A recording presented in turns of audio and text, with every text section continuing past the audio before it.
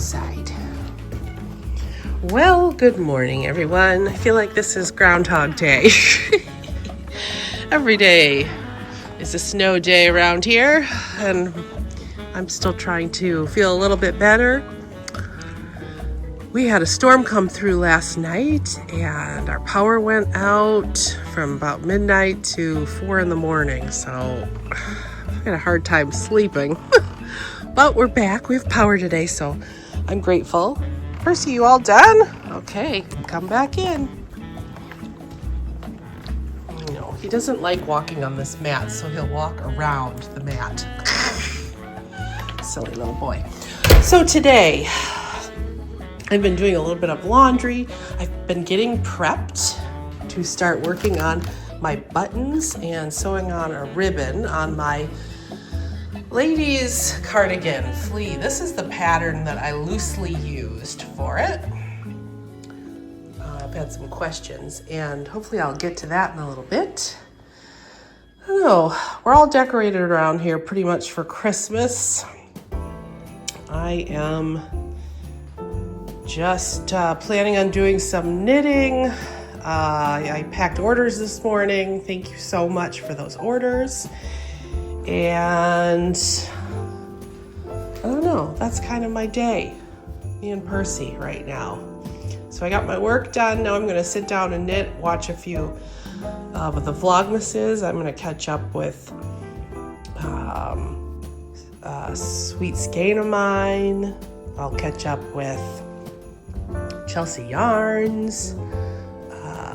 Maybe Molly, Homespun House has a new one. I don't know. It's fun, though, to catch up. I love seeing what other people are doing during their holidays, during December. It's just kind of fun to observe that. So hopefully we're on the mend around here. I hope you're all staying healthy, and we'll be back in a jiffy.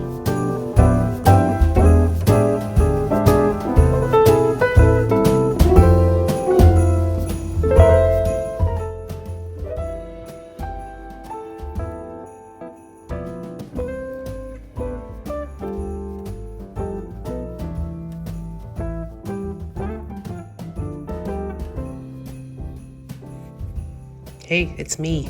So the next clue came out for this gnome pattern that I'm working on. Look at this cute little gnome glass stitch marker progress keeper I got. That's from, Anne. I can't think of her name right now, but she doesn't do them anymore. She's got a whole different artistic business going on, but they're just too cute. Love him. Anyways, I've been doing this Nana's Visit by Shira, Imagine Landscapes. I did my very first gnome. I only have done one gnome. I did my very first gnome last month, was it? With a kit from Woolens and Nosh.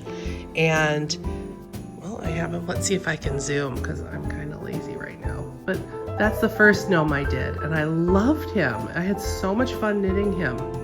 So now this Nana's Visit came out, and it's a grandma gnome who's visiting the grandkids, I guess, at Christmas. I don't know. It is the neatest mystery along. Some days you get clues for the knitting, and the days where you don't get clues for knitting, you get a story from Sarah. And it's got pictures, and it's just a really cute story. It's really fun. It's kind of like a little advent calendar with knitting and a story. But anyways, so far it's been really fun. I need to steam block this because it's driving me crazy. And I'm using size 2 needles for this. And these needles are driving me crazy. The cord is too long and it's looping around, but I'm going to survive. If this is the worst thing in my life, that's a good thing, right? But I'm going to start clue 3, and it's not too late to start. You see here the key updates are December 1st through the 21st are the daily updates. And then she's got prizes and stuff too. I don't know if I'll participate in that, but look at this. It's time for the family to go to Gnana for longest night, or is it? A perplexed Nana arrives at the family's empty cottage, ready to visit them. The pantry is empty, the house is dark, and Nana will need to find different ways to celebrate the longest night. So that's what the story's about.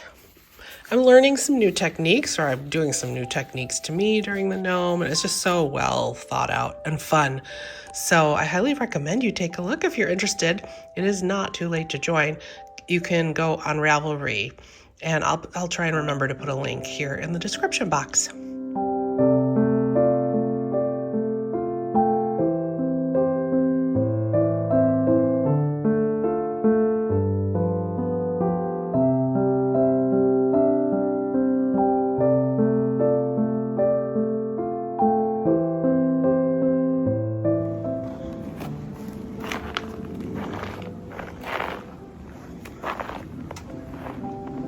What a gorgeous winter day.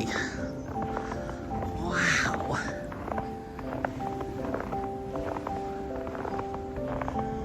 What do you think, Percy? Want to play in the snow? Come on.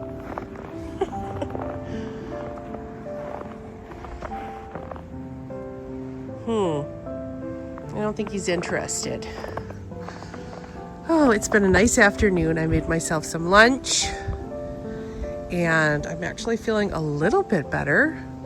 I think I am going to finish up my Gnome, the Clue 3, and then do a little bit of work on the computer, and then I'm going to try and tackle the buttons on my sweater. Hope you're all having a great day. But before I get going on my Treehouse Fiber Arts shop work and some more knitting, I thought I would start dinner already. And by already, I mean it's kind of mid-afternoon. But Brian and I love this GABA rice. I don't know how many of you have tried it. It's a brown rice, but it takes a long time to cook. And we have this rice cooker that I thought was silly when we got it, but I use it all the time. It's so nice to just throw the rice in and walk away and not have to worry about it. And it actually has a setting for GABA brown.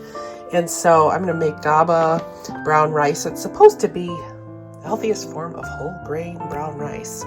But it's so good. It's kind of nutty. And when I make it ahead of time in the rice cooker, it kind of gets this crusty brown on the outside if I let it sit in the heating element. And I love that. So I think I'm going to make that, some salmon tonight, and some broccoli. So I'm just going to get this started right now. We're back to the rice cooker now. I have put 2 cups of the GABA rice in the machine. And then, I don't know if all rice cookers are like this, but this is my first one. And you just line up, it's brown rice, then you fill up the water to the 2-cup water line. And then we're going to come over here and set it to GABA. Close it, start, and it plays that fun little music for us. And in 192 minutes, it's done. So it does take a long time, and that's why I'm starting it now. Was working on my Gnome, and I just thought of a tip that some of you might like. I know many of you are seasoned knitters, and the Kitchener stitch is super easy for you. What makes it easy for me is a chant that I say in my head. And what I say in my head is knit off purl, purl off knit. And I mean it all in knitwise, purlwise, not in actual knitting and purling stitches. But if I just say in my head knit off purl, purl off knit, it's really easy. So here we go. So knit, it's really knitwise, off, go in purlwise, and in the back you go purl wise, off, knit. So I'll do it slower with my chant. Knit, off, purl, purl, off, knit. And I've done this much so far. We're grafting the live stitches in the pattern right now. And if you just use knit off purl, purl off knit, maybe that'll help you when you're Kitchenering next time. It turned into hood. Oh my gosh, look at this. It's a hood. I have to go block it right now per the instructions. I thought all this time it was a skirt or like an apron, grandma's apron or something, but it's actually a hood. Wow. All right, I've added just half a teaspoon or so of this Eucalyptus wool wash and some warm water in a bowl. It might be a little too warm. Oh well. And I'm just gonna plop that hood right in there. And we're just gonna let it soak for about 20 minutes or so. I mentioned we were having salmon tonight with the GABA rice that I just started making. And I thought I'd share with some of you where we get our fish from. When we lived on the West Coast, we lived in Tacoma, Washington for several years. My husband would fly up to Alaska and fly fish and bring home amazing Alaskan salmon. And when we moved to the Midwest, we knew we were going to miss that. And so we looked for a CSA kind of option for fish. And Brian found Sitka salmon. I don't know if any of you have heard of them. They are a traceable, wild, sustainable seafood company from Small Boat Fisheries, and they're headquartered in Madison, Wisconsin, but they get all their fish from Alaska. And you can see this one was what packing company it was packed at, and then if you use that code, it takes you, I believe, to the actual area that the fish was caught. So we love it because it tastes so fresh and so good. They freezer pack on the boats, I believe. And yeah, that's what we're doing for dinner tonight. This might be a good gift for that person who loves fish and you don't know what to buy for them. Check out Sitka Salmon, S-I-T-K-A Salmon shares. All right, I think it's been long enough. Take a look at this. So before we get started in blocking this, the designer, Shira, gave a recommendation in the pattern using a bottle and a chopstick with some sort of towel over it. That creates, let's see here, that creates the point, I guess. So what I'm going to do to block, I'm just going to squeeze it out gently. And then I have an old beach towel here that I am going to roll it up in just to get as much moisture out so it dries fast. Faster, I should say. Should dry pretty quickly with the heat on in the house. All right, and she says to, excuse me for the runny nose and the coughs and the husky voice. Oh, this is so cool. Look at this. Totally works. There's the little chopstick that's holding, making the tip of the hood stay up. And then we want to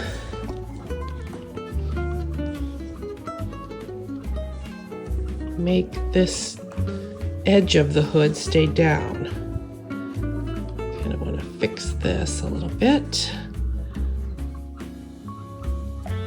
Oh, this is so cute. I'm so excited. Okay, I want to get this as even on both sides as possible. Look at this. Oh, this is so cute. I can't wait for the next clue.